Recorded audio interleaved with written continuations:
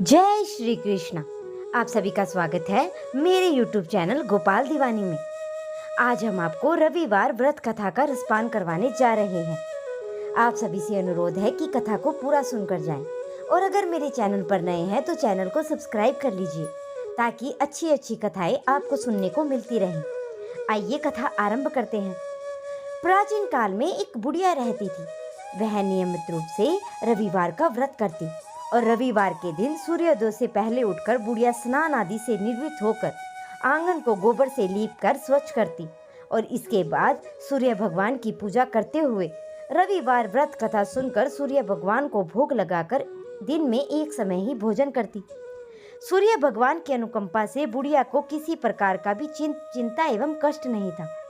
धीरे धीरे उसका घर धन धान्य से भर रहा था। उस बुढ़िया को सुखी होते देख उसकी पड़ोसन ही उससे जलने लगी। बुढ़िया ने कोई भी गाय नहीं पाल रखी थी। वह अपनी पड़ोसन के आंगन में बंधी गाय का गोबर लाती थी और पड़ोसन ने कुछ सोचकर अपनी गाय को घर के भीतर ही बांध दिया। रविवार को गोबर न मिलने के कारण न तो वह अपना आंगन लीप सकी और आंगन न लीप पाने के कारण उस बुढ़िया ने सूर्य भगवान को भी भोग नहीं लगाया और उस दिन स्वयं भी भोजन नहीं किया। सूर्यास्त होने पर वह बुढ़िया भूखी प्यासी सो गई और प्रातःकाल सूर्योदय से पूर्व उस बुढ़िया की जब आँख खुली तो वह अपने घर के आंगन में सुंदर गाय और बछड़े को देखकर हैरान हो गई। गाय को घर में बांधकर उसने जल्दी से उसे चारा खिलाया और पड़ोसन ने उस बुढ़िया के आंगन में बंधी सुंदर गाय और बछड़े को देखा तो वह उससे और भी अधिक जलने लगी।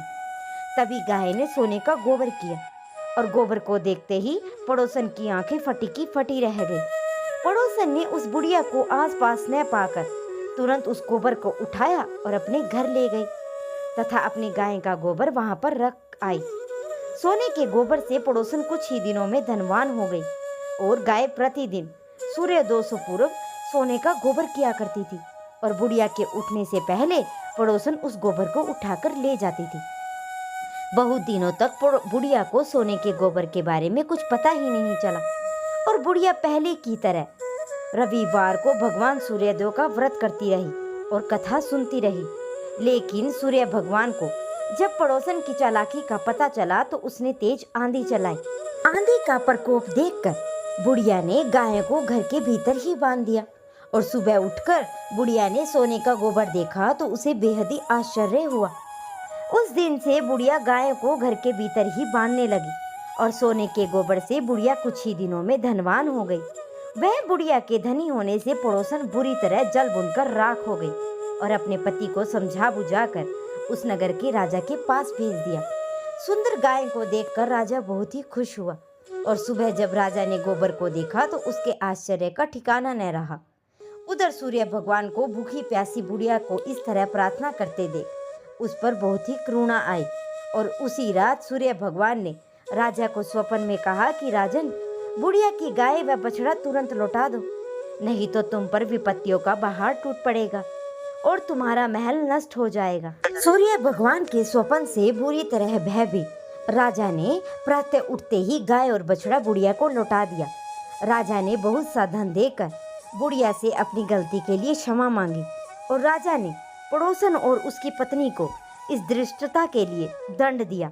फिर राजा ने पूरे राज्य में घोषणा कराई कि सभी स्त्री एवं पुरुष रविवार का व्रत किया करें और रविवार का व्रत करने से सभी लोगों के घर धन धान्य से भर गए।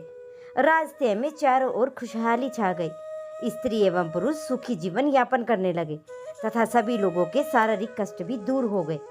तो ये थी रविवार की व्रत कथा। अब अगली कथा का रसपान आप अगली वीडियो में करेंगे।